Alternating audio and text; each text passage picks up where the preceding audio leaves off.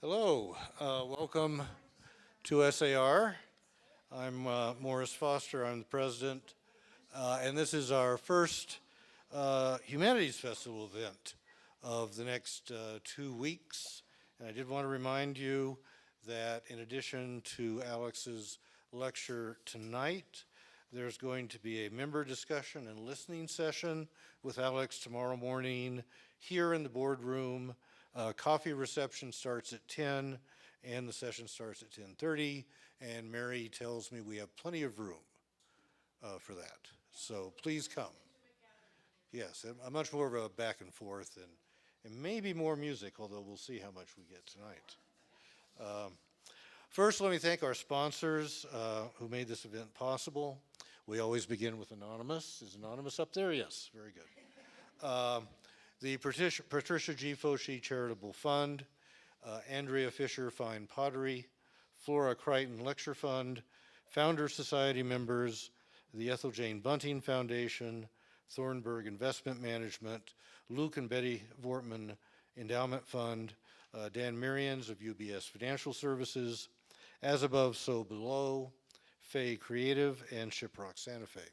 I also want to recognize those of our board members who are board of directors members who are here tonight. Thank you for your support. And we also have a good number of our new fellows for this year here. So if you're a new fellow, please hold your hand up. And they're all in the back, as any good student should be in the far back.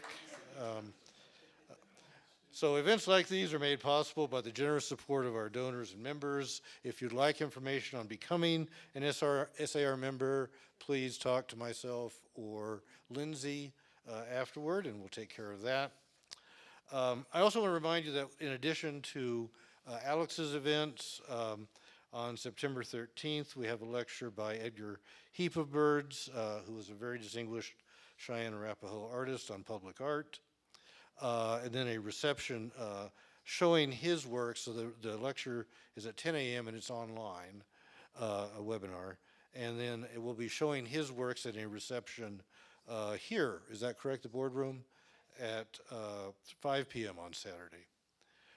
September 16, we have Stephen Houston lecturing on with a video talking about recracking the code, the continuing adventure of Maya decipherment, and that's at Sky Cinemas, September 16 at 6 p.m. Our keynote presentation is September 18 at 6 p.m. in the U.S Mexico Military Museum, and it is Shelley Lowe, who recently, until very recently, was chair of the National Endowment for the Humanities, and someone took care of that. And she's now going to be president. She is now president of IAIA.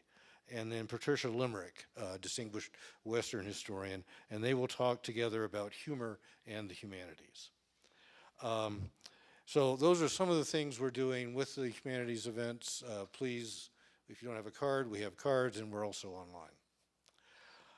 So let me talk a little bit about Alex. Alex Chávez is a critically acclaimed ethnomusicologist and performer. His acclaimed album, Sonorous Present, began as an experimental and improvised performance inspired by the music and poetics of his multi-award-winning book, Sounds of Crossing, Music Migration, and the Aural Poetics of Huapango, Arribeño. Close enough? Arribeño, thank you. Through integration of a range of scholarly disciplines and communities of artistic practice, this multimodal scholarly work uniquely integrates regional Mexican and Latin American sonic elements with field recordings and ethnographic songwriting drawn from years of research across the U.S. Mexico border and his personal experiences of loss. Alex is an associate professor of anthropology at the University of Notre Dame, where he also is a faculty fellow of the Institute for Latino Studies. He's composed documentary scores for Emmy Award-winning films, worked closely with Smithsonian Folkways, and collaborated with Grammy Award-winning and Grammy Award-nominated artists. He is a co-editor of the volume Ethnographic Refusals, Unruly Latinadas, which grows out of an SAR seminar that he co-chaired here, and that was published in 2022. His current book project, Sound City, Place, Poesis, Chicago? Yep. Okay. Is forthcoming from Duke University Press.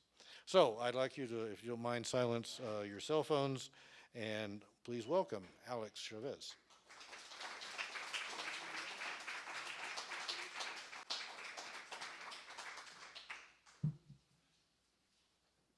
Okay, here we go. Well, first of all, thank you to Mary Madigan and here we go. Hear that? Thank you to Mary Madigan, Paul Ryer, for their gracious invitation at first to reaching out. And I think our experience together was kind of doing the work around the seminar, which I believe was in 2019-ish. The book came out in 2022, but it was this gathering of all Latino anthropologists here at SAR. Which is a really wonderful experience, and it yielded that volume in terms of a lot of people doing amazing anthropological ethnographic work that was unprecedented. I don't think a gathering like that had ever happened at SAR. And so it was well past time. And so we were here, we did that, we published that book, and I have not been here since. So I appreciate the gracious invitation to be here. Thank you to Morris and, of course, all the SAR staff organizing the Humanities Festival. And so a couple of prefatory notes. One, there will be more music tomorrow. There will actually be performance, all right? And there will be more discussion of the book that was mentioned, the Sounds of Crossing book. I gestured toward it today, but it's not necessarily something that I'm quite focused on. And I think, you know, it's good to be back in Santa Fe. I spent half the day kind of wandering around, taking in the sights, and it's just lovely to be back. You know, this particular project I'm going to be speaking about in a way is, it's interesting. It's it sort of dovetails what I did for my first book, and in some ways in this, which is mentioned now, this other book, my second book, which is coming out on Duke, which is about sound and aurality in the city of Chicago.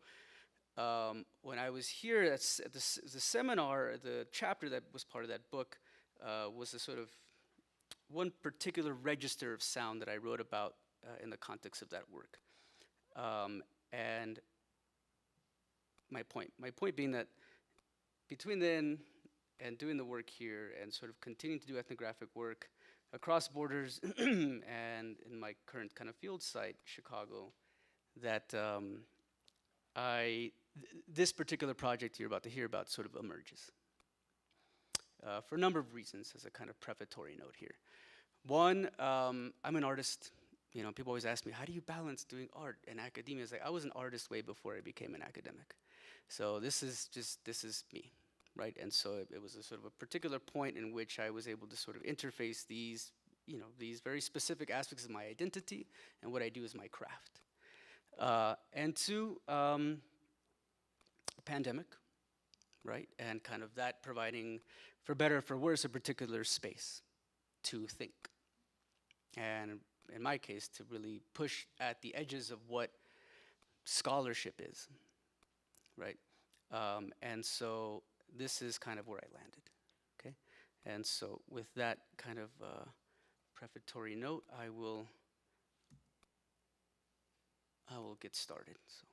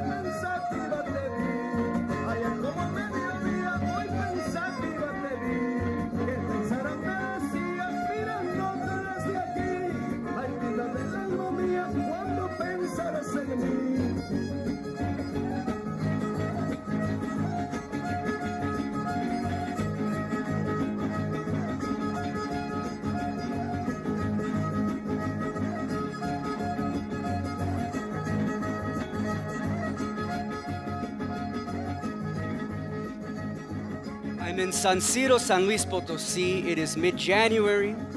It's around 1 in the morning, and the temperature is just above freezing, and the ground trembles as I snake my way through the crowd of several hundred people on the street. A sea of dancers stomping and kicking up dirt, exposing the dry bones of the earth beneath our feet.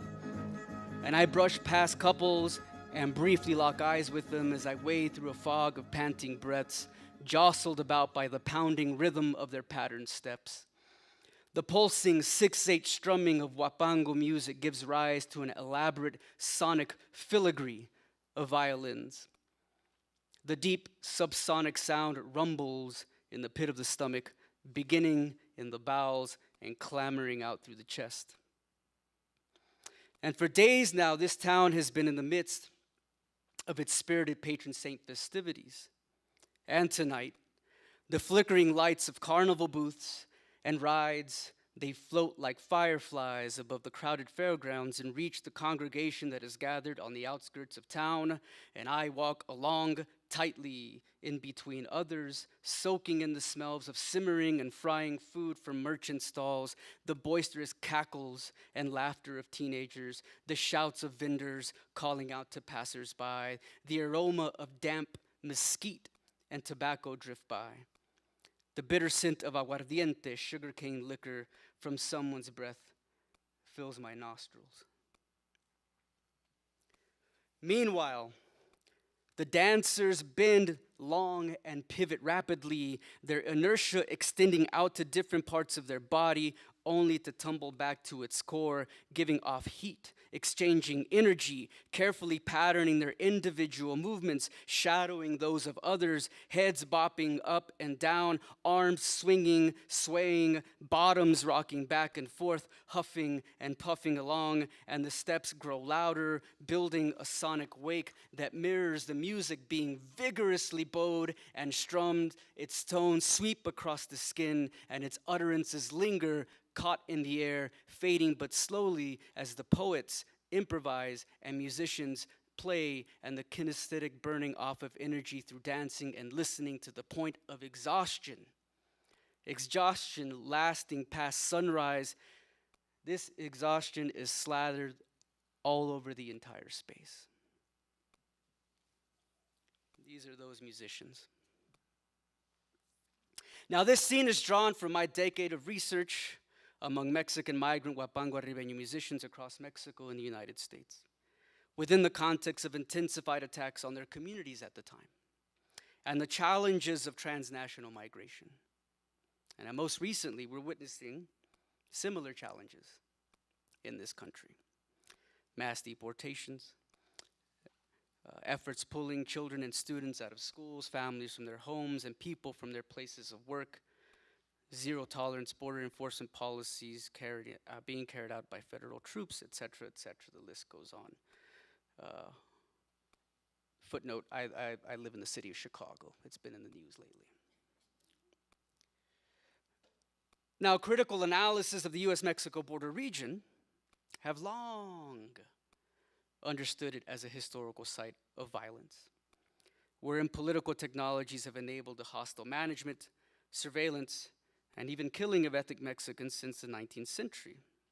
And also, nevertheless, to invoke Gloria Anzaldúa, the border region has also been considered a site of creative cultural production that merits investigation. And on this topic, anthropologist Gilberto Rosas, who's in that volume I was mentioning before, he cites the work of another anthropologist who's also been here at SAR, Renato Rosaldo. And he says this: in Rosaldo's hands, borders became more than stages, sites, or spectacles of state violence and exclusion. They reflected more than routine bureaucratic administration of state power, which borders in everyday life largely are. Borders bore theory.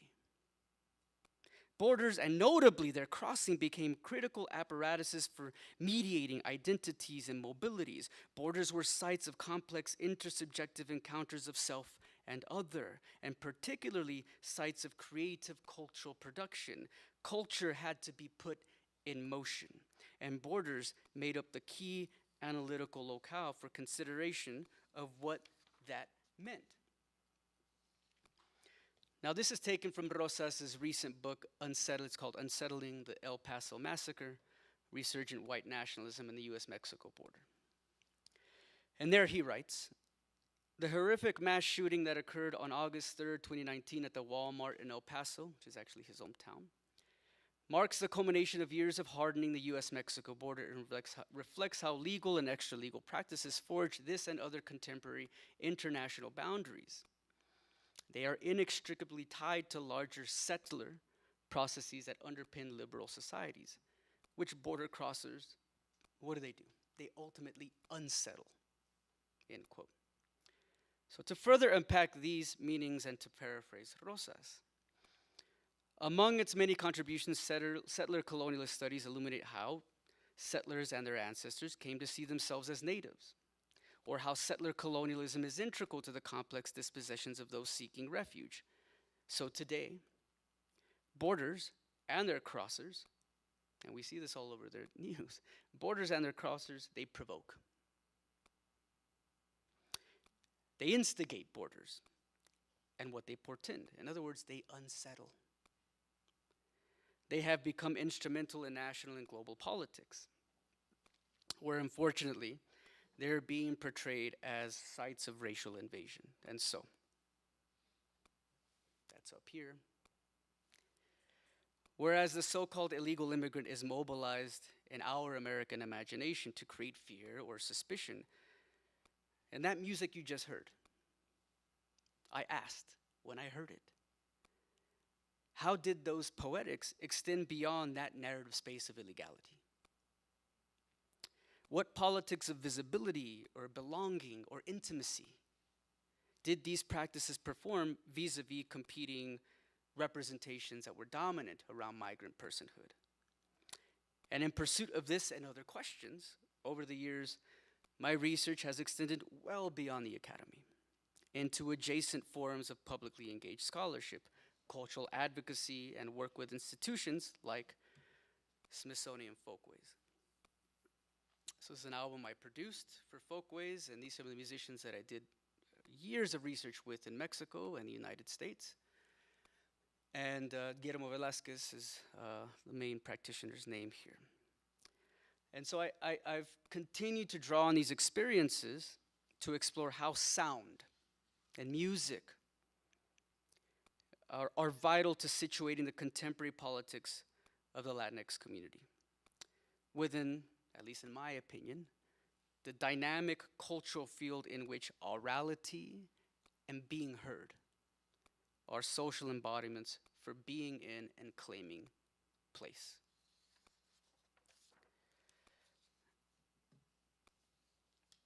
And just another quick footnote. So most of these photos you see here are all part of fieldwork that I've done for years, okay? So I try to label them here, try to accompany the theme. But yet sound is heard through culturally situated forms of listening. That is, that aural modes of attention, right? How we listen, circulate within social fields of meaning and power. That sound stimulates an auditory imagining in search of its source, an attunement linked to broader other kinds of engagements. In other words, that when we tune in, when we listen, all of that is comprised of culturally situated modes of attention that operate as sources of knowledge that are intent on, yes, we want to yield sonic focus, clarity, intelligibility. Like, what is this sound? But most critically, that intelligibility, that tuning in, is comprised of culturally situated modes of attention that are intent on rendering the source of sound decipherable in accordance with normative conceptions of rationality. This is to say that when we tune in, we try to rationalize. And this exercise gives rise to what's, in sound studies, what we call the acousmatic question. What is that question when we try to rationalize? Who is this? In The Race of Sound, Nina Edshim writes, quote, "The acousmatic situation arises from the assumption that voice and sound are of an a priori stable nature, a cue to interiority or essence," end quote. Yet, despite our search for reliable constructions of sonic origins, the voice and sonic identity are not situated as some sort of unified thing or locus. Right? Rather, they play out within anatomies of difference that are experienced in everyday interactions through other queries that amplify the acousmatic question of not just who is this, but where are you from? In Looking Like a Language, Sounding Like a Race, Jonathan Rosa, who also was part of this seminar, explores the contemporary formation of U.S. Latinidad through the racialization of language and its relation to national identity and politics. The U.S. imaginary, he asserts, relies on space-time narratives that yield a two-part commonly posed question to countless persons who are seen or racialized or interpreted as non-white. And what are those two questions? One, where are you from? Second, no, where are you really from? These questions, in terms of the sonic, right, in terms of how we amplify this notion, reveal, as Rosa argues, how one's racially overdetermined body, which is primordially anchored in some imagined foreign elsewhere, beyond our borders, that body needs to be accounted for. That's what's happening right now in my home city right now, in the city of Chicago. And so, relatedly and significantly, crossing this threshold of a border, right, to be accounted for, it exceeds place. It opens up an extension beyond a boundary. It is a bridge. A bridge is a connection called up by desire. And what is that desire?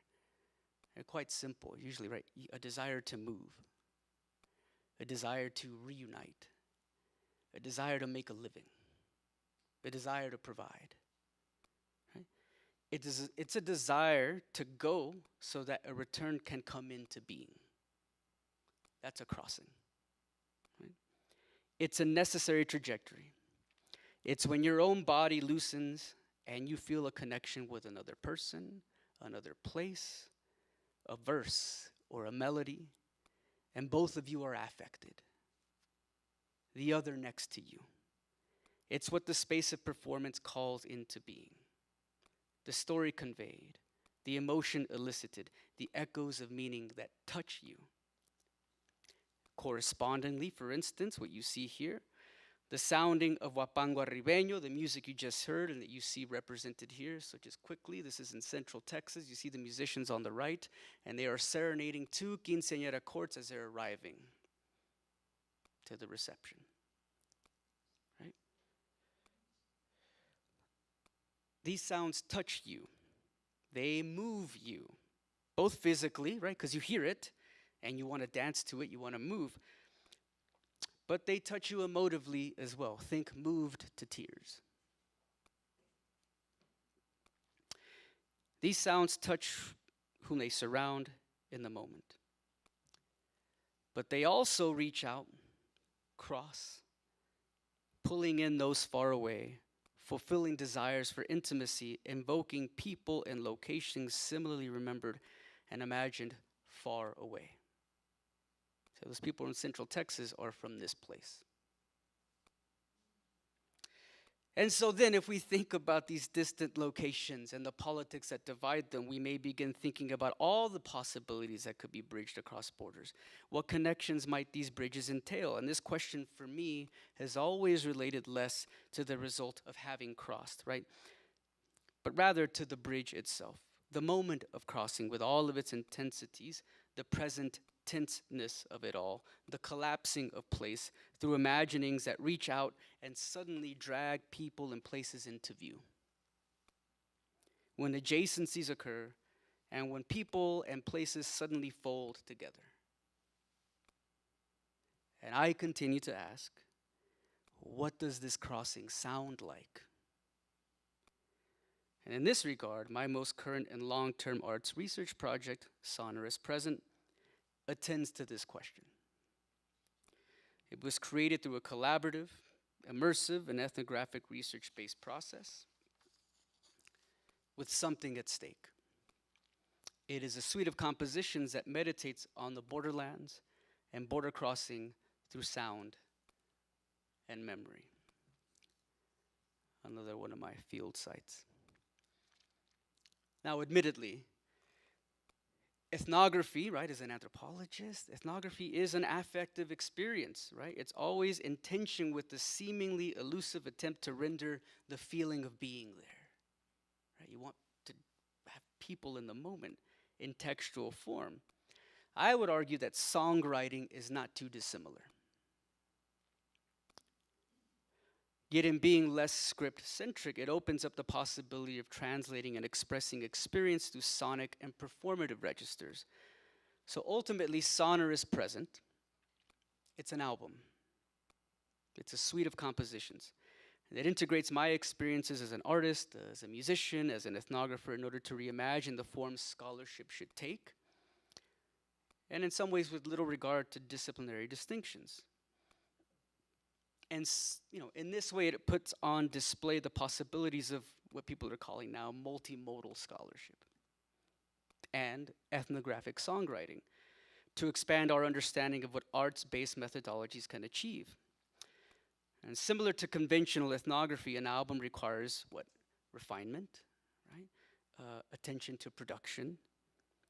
Quote, if ethnography is understood not as a science, but as an interpretive art, that's Christina Jacobson, then it is in the interpretation and the craft of writing about a life world with compassion, with depth and nuance, where the greatest skill and challenge arguably lies, end quote. So as narrative-based forms of storytelling that pay close attention to the senses, right, ethnography and songwriting, and follow rules about form and structure and genre, I think they share much in common. Now for the hardcore anthropologists in here, right, that, just, disclaimer that anthropology has long been preoccupied with the adjacent creative world of poetry. Right, so we think about Boaz's discussion of the importance of investigating poetry in the Handbook of American Indian Languages, Sapir's emphasis on the role of sound and aesthetic in poetic practice, Zoronio Hurston's creative play with genres and poetics, to the ethnopoetic analysis of Tedlock and Himes, and of course, like most recently, the work of Ruth Behar and Renato Rosaldo. Those latter two often are referred to as anthropoetas in terms of how they write. So I think ethnographic songwriting is just another step in this kind of creative, engaged direction. But by contrast, it is a more recent phenomenon, but it is, defined as songwriting informed by or collaboratively written with one's interlocutors. It's poetry set to sound and song. And in my case, my ethnographic songwriting was an attempt to touch on the topic and politics of immigration, as I described before, to sort of kind of set that up. Source the sounds of regional Mexican and Latin American folk traditions. At a personal level, honor the memories of my family members that have passed and their migrant stories, and connect this world of personal story and sound to my long-standing research on both sides of the U.S. Mexico border. And so to quote one of my collaborators on this album, Roger Reeves, a acclaimed poet, look him up. He's a dear friend. I love him to death. And he says, often we think of elegies as commemorations, as moments of sadness. But really, an elegy is about the praise of something. You can't mourn something you don't love. And so like me, and like many, I'm imagining most of you here, particularly in our kind of post-lockdown moment, and all that entailed for all of us, that a fair amount of trauma lives in all of us. I know it lives in me, and most of it concerns death and dying. So, my sister, older sister, who was a fatal victim of domestic violence, gunned down in my family's home when I was 11. My mother, who died suddenly in Mexico 16 years ago, and my father, who also died just suddenly a little over 2 years ago. Now this, it seems, for me has shaped much of what I've created over the years as an artist. And why? Because nothing is really quite what it seems when you're mourning, right? And this often is so because this proper space to grieve escapes you, right? In those moments, at least for me, I found myself taking care of the people around me, or being strong for everyone else, or keeping it together for them, right? And so then I realized early on I had to hold space for myself somewhere else. And so I started to create through loss. And that's been most of my life. And so, because I think that art bears witness. Art bears witness to how life unfolds as this sort of relational universe of both individual and collective experiences. And I don't think, mourning is one of those sort of kinds of experiences. It's quite individual, but it's very much collective. So art, and for our purposes, music and sound and songwriting, right, can intervene across this social surround, across literal and figurative borders. And what are those? Like literal borders, right? The divides of nations, states, sure, or a figurative border. The threshold between life and death. Art bears witness. Art takes up the call to elevate the seemingly ordinary, like grief or mourning, those moments when you feel the lump in your throat, the knot in your chest, when your knees buckle, when your chin trembles, that hollow stomach. Right? And so over these past few years, particularly in the wake of COVID-19 and the death of my father, I crafted a suite of compositions, sonic, ethnographic, informed by research and personal story, attuned to my own grief. Sonorous, capable of sound, in the offing, present, occurring now, and permanent, or as gift. And so for me, Sonorous Present, as a kind of undertaking, it is a eulogy. It's an apology. It's a provocation. It's an oral history. It's a composition. It's fiction, confession, meditation, an offering, an attempt, an inclination, a center, an edge, a border, a break. Thinker, writer, philosopher Fred Moten speaks to us about the break. This epistemological breach where we construct another possible world or worlds, often through art. Words that offer political possibility. The break in which broken bodies dwell or defy or endure or refuse or bear witness, but hopefully where bodies heal. So Sonorous Present, this suite of compositions, these songs, to think about a break, they broke my heart.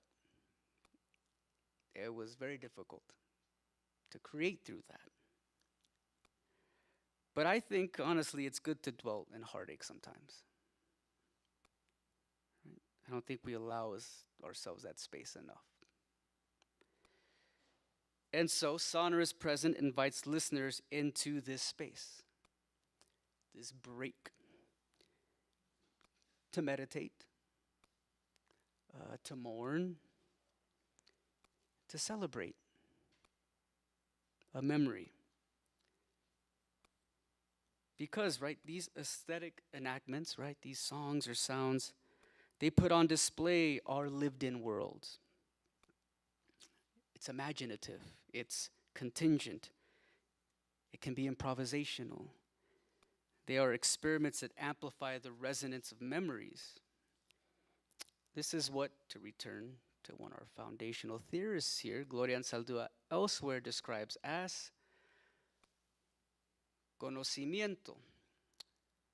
She says, skeptical of reason and rationality, conocimiento questions conventional knowledge's current categories, classifications, and contents. Conocimiento is reached via creative acts. Right? We write, art making, both mental, somatic, right? The body, too, is a form as well as a site of creativity. That these ideas ground theory in everyday life, our own experiences, that interweave art or history or worlds and the self to form the basis of what she then terms auto, historia, teoria. She continues. Autohistoria is a term I use to describe the genre of writing about one's personal and collective history using fictive elements, a sort of fictionalized autobiography or memoir. And autohistoria teoria is a personal essay that theorizes. And so this includes and expands, in my opinion, beyond ethnography, particularly as an anthropologist, right?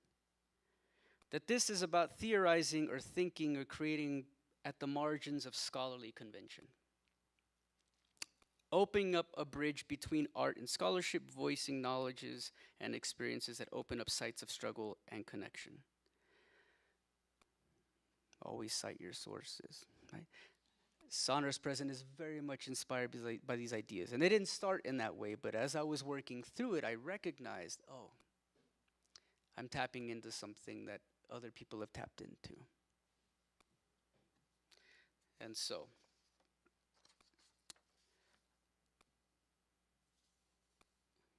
let's go back to Central Texas here. My life's work, my ethnographic engagements concern practices of amplifying, surveilling, or displacing sound, particularly as these intersect with histories of migration and Latinos in the United States. In other words, sonic encounters. And I've approached these topics with an interest, yes, in sound and aurality, but in the borderlands to consider what sonorous phenomena abound or resonate as you move through or across borders. And as we listen, what assumptions are we making?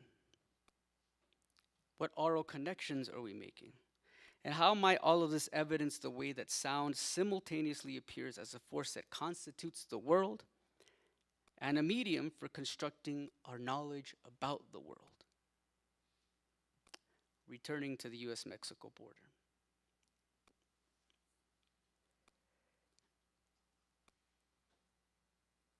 Anti-immigrant rhetoric really sort of performs a cultural work of positioning migrants, particularly from Latin America and the global south, outside of the national boundaries of belonging. And my ethnographic engagements have borne witness to this kind of spectacular terror, particularly with these musicians that you see here. I mean, these are musicians who were largely undocumented at the time, and work that I did and I published. Yet beyond telling the story of that kind of fear, in a country that dispossesses, a lot of what these stories were about as well were about voicing intimacy, struggle, the ordinary, or as Gilberto Rosas describes, making dead in order to live. He says, making dead in order to live is part of a project of documenting and expressing contemporary brutalities without exacerbating the obscene suffering of border crossers, so that we analyze, recognize, and ultimately struggle against violence and oppression, both spectacular and mundane. Making dead to let live is attuned, I think, end quote, so is attuned to conditions of existence at the margin, wherein those subjected as illegal or etc. are socially and materially or discursively positioned closer and closer to death in order that they may live. In order that they may live. This is my mother, West Texas, 1974. In order that they may live. So although most of my immediate family, my mother, my father, my older sister, they're all dead, they lived. They survived the border. And their stories of crossing always seemed impossible to me. My mother, she crossed in Ciudad Juárez, Chihuahua, El Paso, in the trunk of a car. My father, he crossed in Ojinaga, Chihuahua, after a week-long trek in the dead of winter, back when it used to snow in that part of the world. They lived. And these stories have long become a part of me, and over the years, sounds have attached themselves to them. And Sonorous Present is a culmination of these memories. It chronicles this universe of story, of family, of borders, of loss, of migration through sound, lyric, poetry, theory, verse, ethnography, autohistoria, and rhythm.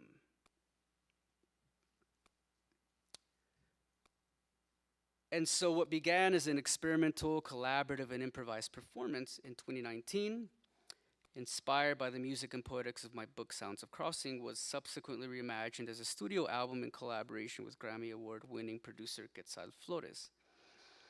So this album is recorded both in Los Angeles and Chicago, and it explores Mexican, regional, Latin American sounds and traditions, but it's also deepened, or those sounds are deepened by kind of these avant jazz arrangements, field recordings alongside poems written and recited by, I mentioned before, renowned author and poet Roger Reeves. It features luminaries from the worlds of traditional Mexican soul, jazz, and R&B, including Aloe Black. I'm pretty sure most of you know songs that he's written. Marta Gonzalez, 2022 MacArthur Fellow, and again Roger Reeves, among many others. So the weight of all of that, and writing and recording it, I think really provided an avenue to explore co-creative methods alongside producer Quetzal Flores. So let me tell you a little bit about him, okay? Quetzal Flores, he's a Grammy Award-winning producer, he's a composer, musician, and an activist from East Los Angeles. He is the founder and artistic director of the award-winning East LA band Quetzal, and he previously worked with the Alliance for California Traditional Arts, ACTA, where he co-designed the Arts and Corrections program, where traditional artists from across the state cultivated spaces for healing with incarcerated people.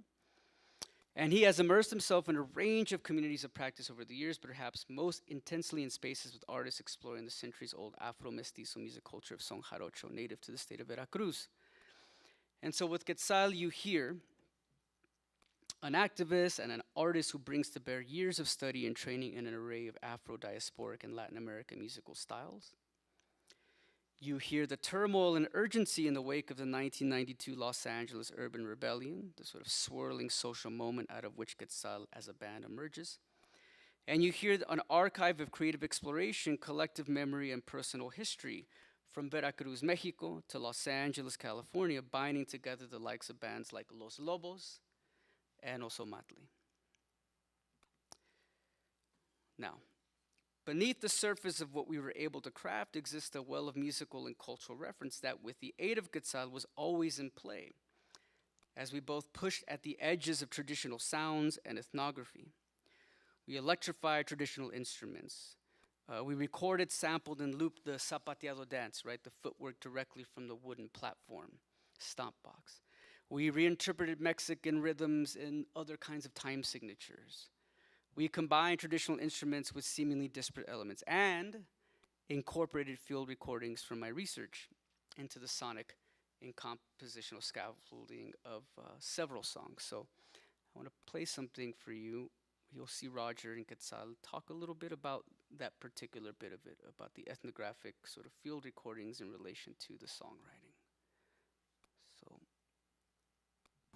poetically, so one of the people that I got to collaborate with, I think most intimately, was Roger Reeves, poet, who is a dear friend, someone I admire, someone I respect, and someone who I love.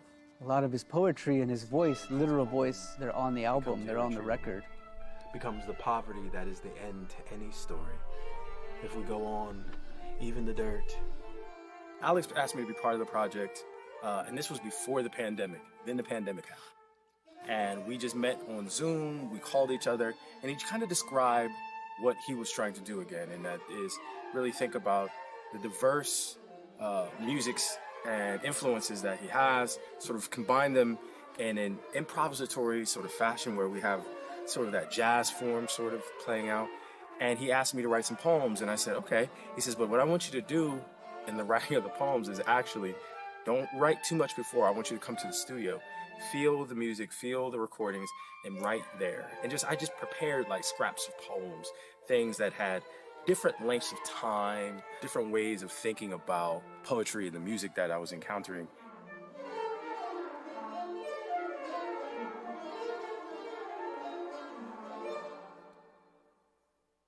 So some of the sonic and poetic themes that were strung through the music that sort of gave the project its cohesion was using the ethnographic sound work that Alex had done from his book. So he had sounds of him, for instance, walking in an early morning when the bird calls. And one of the things that I was interested in doing was taking a lot of the sort of sonic material that he had from those ethnographic moments in Mexico and really writing into them, because there was a lot of space.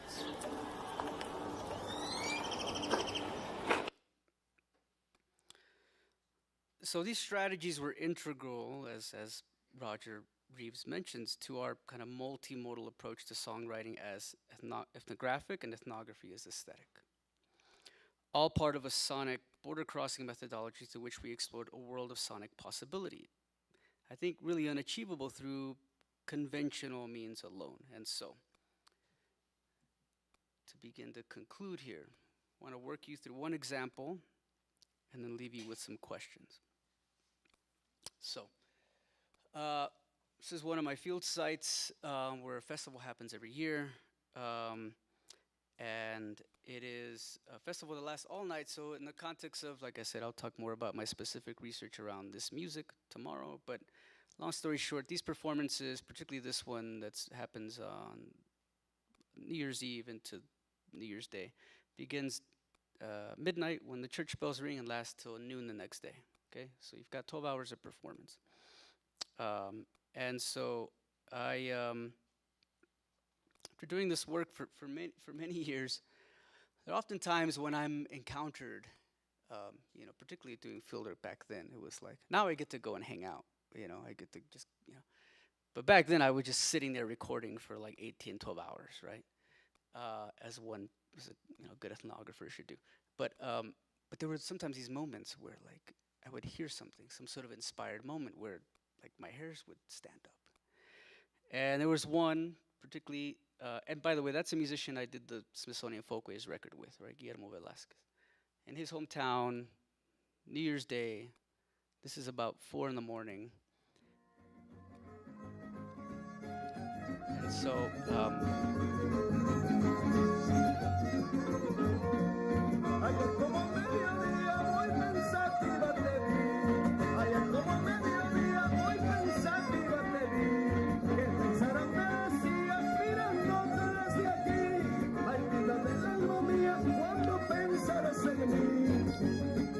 just looping violin melodies.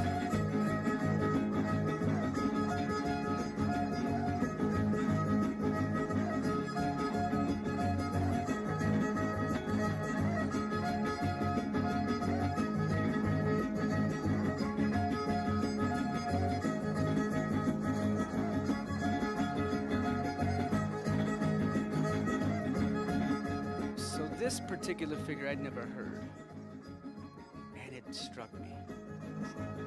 Putting a pin in it, like, oh, that's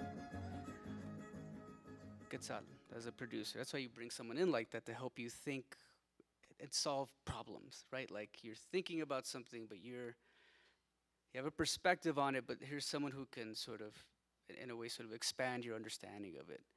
One of his first suggestion was like, so hey, like, do you have field recordings? I'm like, yes, of course, but I have like hundreds of hours. He said, great. Bring some of those that you, for whatever reason, are meaningful to you. It could be music, an interview, whatever it is. And so I did, and I bought up several, and we spent days kind of working through them and thinking about them, and I was telling the stories about them and all the rest. And so he was like, great. When I played him this and I told him kind of the context of it, he was like, okay, let's work with that. And so what he did, he's like, okay, well, this is very like kind of hip hop production. He was like, let's take a bit of it, let's tune it, particularly the key that we want to be in, and let's set it to a particular BPM, and let's just loop it. And he's like, now go right. So again, this is what you just heard, right?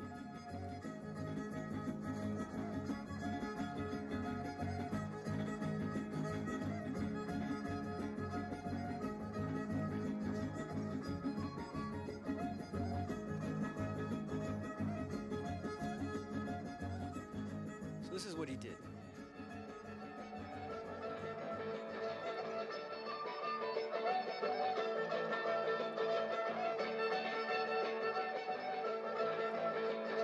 So I lived with this for months.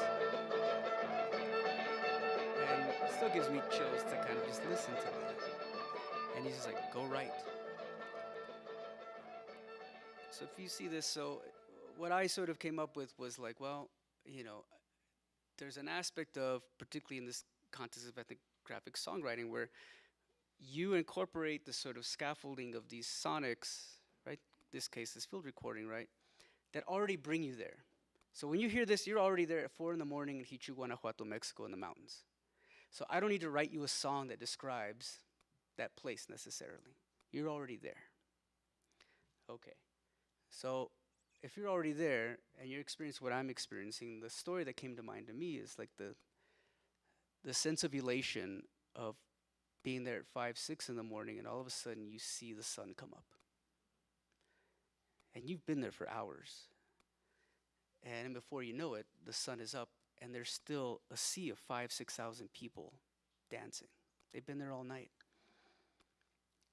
So you're waking up in the sea, not just dancers, but most of those people in Hichu, Guanajuato, New Year's Day are migrants.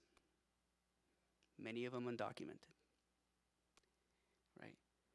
So my thought was like, well, as you're in that moment, to personify the sun, what would the sun say to you as it's rising and peaking over the mountains? And so I brought in my good friend, Laura Cambron, who's on the record. I was like, okay, I can't sing this alone. And I love her voice. I was like, can you help me do this? She was like, yes. So I want to play this for you. It's short. It's not very long. But it is that sample. You'll recognize it. And there are translations up here. But what would the sun say to you? How do these sort of, the guitars you hear mimic in some ways church bells, etc., etc.?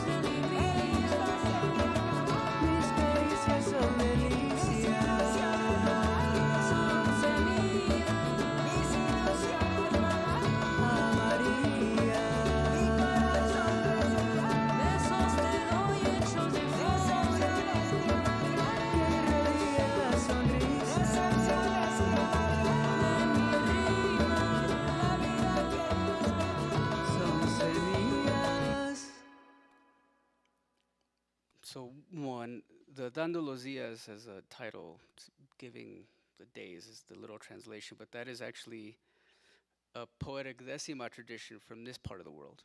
New Mexico, Colorado, where it's about how you welcome the day through poetic verse, right?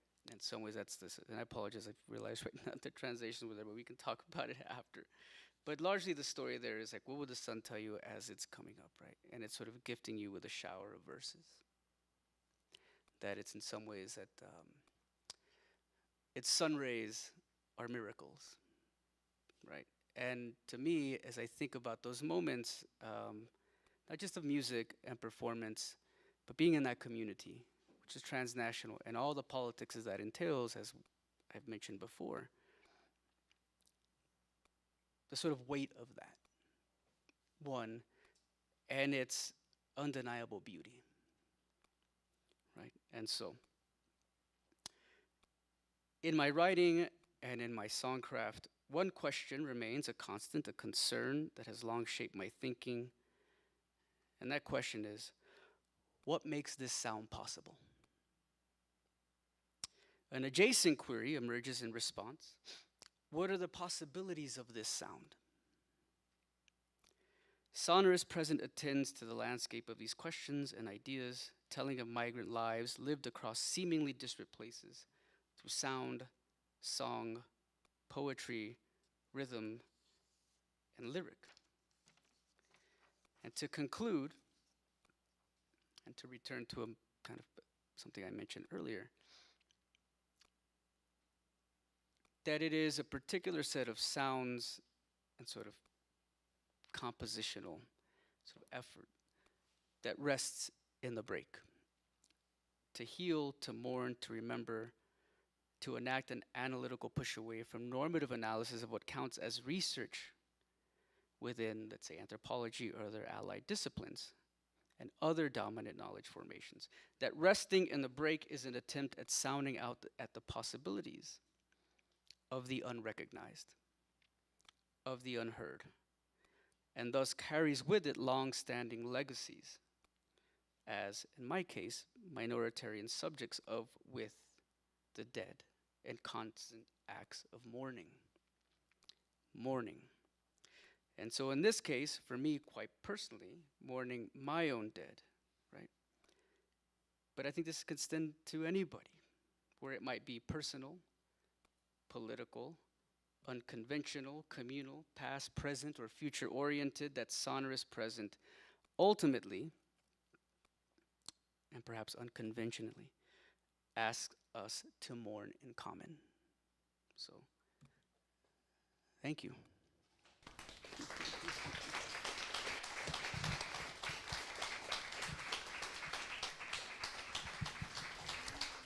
Alex, are you game for a few questions? Of course. Yeah. Terrific. I'm ready to hand the mic to whomever would like to ask a question.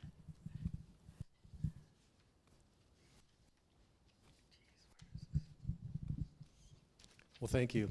I think I followed part of that, Professor.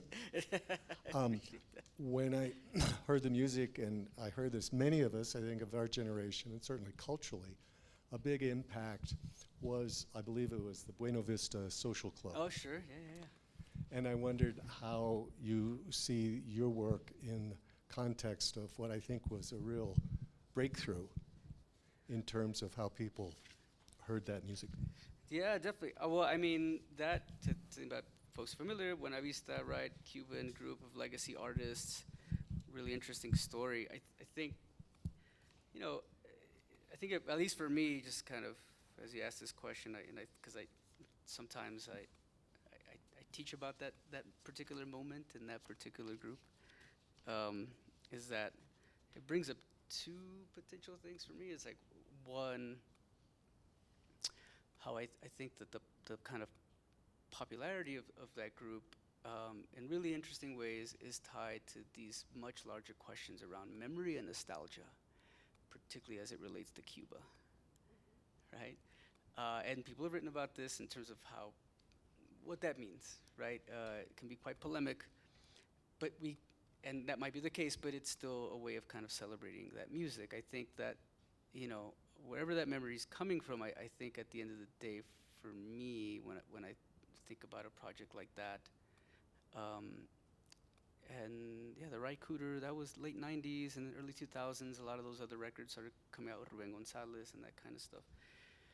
Is that it in some ways, it signals toward this, in some ways relates to memory too, this constant reimagining, or in some ways re-evaluation of Latino music in the United States, right? Because it always has these flash moments, and then it's sort of, we kind of have this amnesia around it, right? And then it's like, oh, here it is again, as a kind of a surprise, and it's like, no, there's an entire long history and legacy of this that's been doing that, right? And so I think it's really a matter of like putting like them in the context of like this entire kind of mosaic of people who have been doing music around, or just Latino music in, not just in the US, but that's become popular in the US too, right? That I think at the end of the day, and we can go into what all those trajectories are, but like that in the context of what I'm talking about here, when we bring those things up, which is great, is that it reminds us that like, oh yeah, right? There's an entire cultural legacy here of that's related to the US that's very much, that tells us what, at the end of the day, this Latino presence in the context of the United States. That, yeah, folks aren't newcomers. I mean, folks, we're in Santa Fe. Like, I was, that was just like, and I think like we have to often be reminded of that, particularly in this moment where it seems like, yeah. But I love that, because I love when I actually got to see Ruben Gonzalez. I was in college, came to Austin. I was at UT at the time, and I was like, yeah, it was great. Yeah.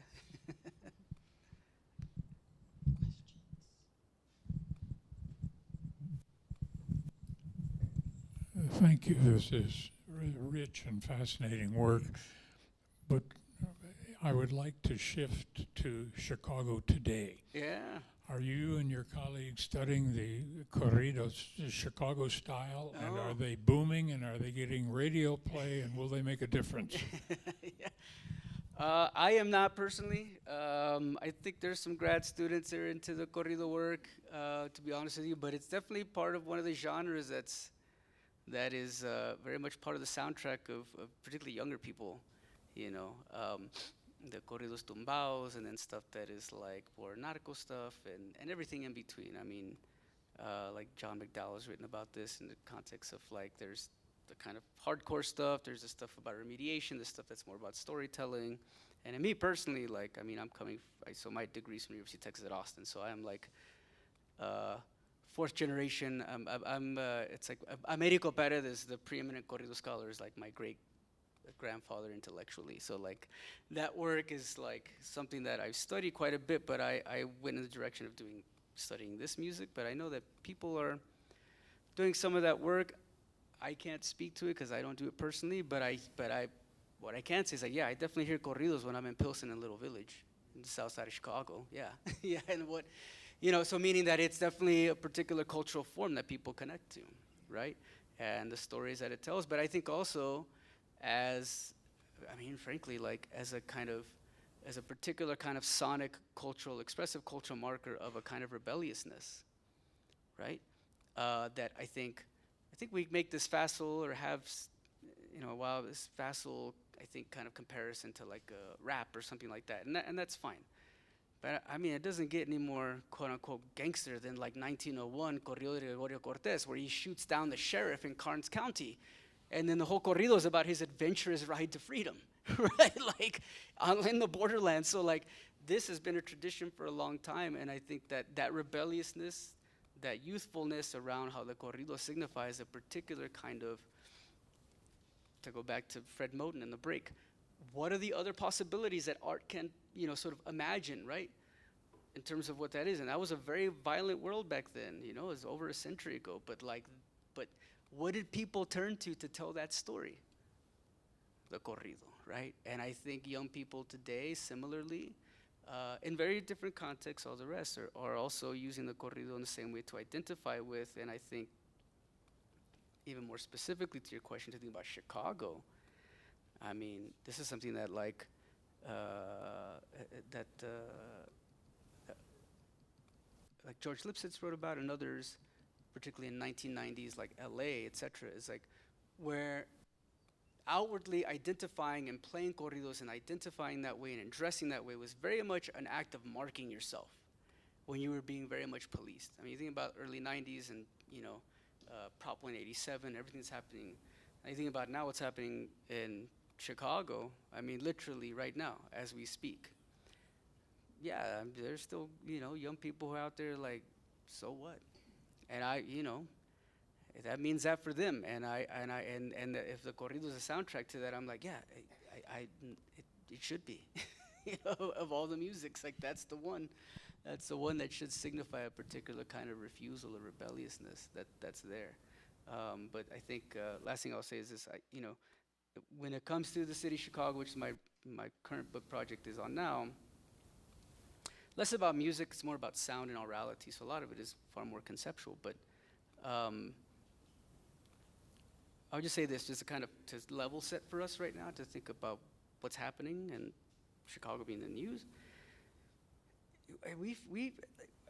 We forget how Latino that city is. I think when we think about Latinos in the United States, we often think about Southwest and particularly the coast, right? California, New York, Miami. But Chicago is home, like the second, third largest ethnic Mexican population outside, metropolitan-wise, outside of East LA. Sixth largest Latino population. The second largest sort of Puerto Rican diaspora population is there in Chicago, and we don't necessarily imagine Chicago as distinctively that. So there's this huge silence around that, and that's always been interesting to me, which is why I'm writing a book about it, right? But I think that to that end, and our contemporary politics is like, it is on other people's radars, clearly. And that's kind of, in some ways, what explains what's happening right now, to a degree. Yeah.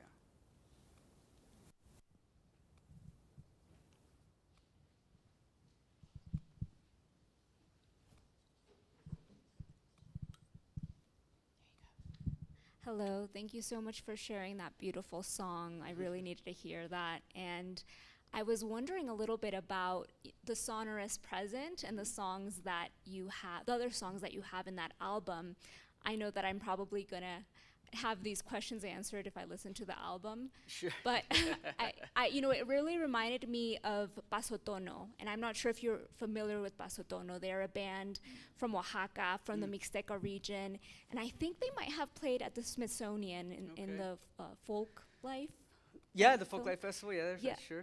And some of their songs, like yours, they tell stories of migration. And, there's a really famous Mixtec actress, Angeles Cruz, who kind of talks about this extreme profound sadness that she experiences after her son migrates out, and the way that it's embodied in her body. And it sounds like the album is really personal, and it really goes, I'm imagining that each song might be about your family members, and I'm kind of wondering, a little bit about like having a preview of what those songs are about, and also the influence, and also the kind of style that you chose.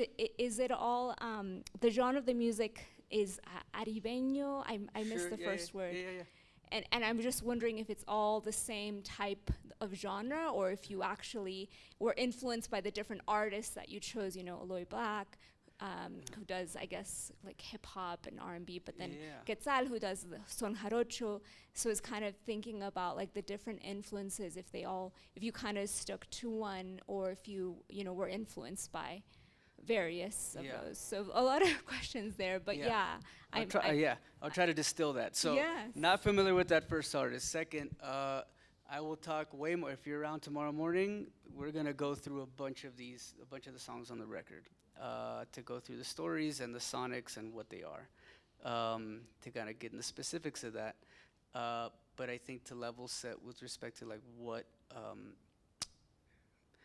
are the influences, I suppose. My assumed kind of musical heritage has been kind of Huapango music, where it's Arribeño or Huasteco, right? But working with Quetzal, as producer, both of us, we've done all kinds of stuff, right? He does son jarocho, so have I. That guy does rock and R&B. I mean, he comes from that legacy of East LA music that, you know, come on, right? From Richie Valens, you know, to like Los Lobos, right? So like that's a huge history. And then me, myself coming from Texas and my own family history from Mexico, like, but, you know, we have over time really studied musics, studied traditions. And when we came together, you know, I think to answer your question, knowing that these are kind of what we're informed by, when we came together to, you know, me asking like, hey, would you want to produce? One of the first, I mean, first of all, he was like, yeah, let's do it, right? Which I was touched by because he was like, man, I've been waiting to do something with you. Because we've collaborated in different ways in the past and all the rest, but then when he was like, yes, I'm in, okay. I was touched by that, and one of the first things that we did, we just sat down and talked. Like, so what do you hear? Or what stories are you wanting to sort of convey, and what kind of the kind of sonic contours of that? So his idea of like bring in field recordings and that kind of thing. But to your point specifically, musically, what we sort of landed was like, okay, let's, and this is very like kind of in the weeds kind of music production stuff, which is like, okay, we have to really land on a sonic palette here. And so one of the things was like, okay, this is all going to be an acoustic record, basically, with the exception of a few other elements, but there's that. Another is like whatever percussion is there is all going to be hand percussion, so it's all bata, Cuban bata. There's, you know, congas and stuff like that. But when you listen to the record, and there are elements there that sound like drums, it's not drums. What it is Marta Gonzalez and her feet on the tarima. Right, that we again, to try to make that acoustic, like, so we recorded her, and then we looped it, and we, you know, sort of produced it in a particular way to give it a particular kind of affect. And so choosing that kind of sonic palette for us was one big discussion. Then the second was really like, well, what are the songs? What are the stories? Some of them I had already brought to the table. Some of them we created together. Some were, you know, improvised. But like we did that, but we kind of stayed within the parameters of like, okay, if we're only using these instruments, really, then this is a kind of lane that we're in. So it's pseudo Huapango, pseudo jarocho, pseudo nueva canción. It's kind of undefined, but it's definitely those elements. So I think that we sort of landed there, and it was kind of last thing I'll say is this. For us, it was really this sort of really wonderful exercise in restraint. Because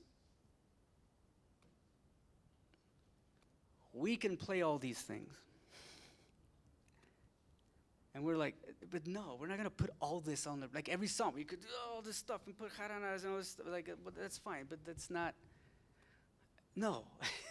Like, what serves the story or the song, right? So something as simple as like, hey, here's this amazing little bit of like music that I want to loop for you, and just go right to it. And then like, oh, then I'll put a couple elements on there, and like that's it. Like it was just sort of quite delicate in that regard. So to your point, like, is that Huapango Arribeño? I mean, kind of, yeah, but like not really. But it's definitely like inspired by that. And I think for us, that's kind of part of what we were trying to do. And last thing I'll say is this: if you are interested, I've learned to do this now. So if you're interested in a vinyl, there it is there. But you can stream it there as well, okay? Okay. Well, thank you, Alex. Thank you, Morris, yeah. And again, let me remind you, tomorrow morning, right here, coffee reception at 10, and then a discussion and listening session with Alex, starting at 10:30. So if you'd like to come, please come. Thanks again. All right, thank you. Very good. Thanks.